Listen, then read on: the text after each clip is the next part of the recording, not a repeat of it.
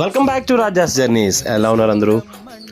ఈరోజు సుబ్రహ్మణ్య షష్ఠి వేడుక సందర్భంగా పెద్దాపురం మండలం జీరాగంపేట గ్రామంలో స్వయంభుగా వెలిసిన శ్రీ వల్లి దేవసేన సమేత సుబ్రహ్మణ్యేశ్వర స్వామి వారి దివ్య దర్శనం అయితే మీ అందరికీ చూపిస్తున్నా చూడండి.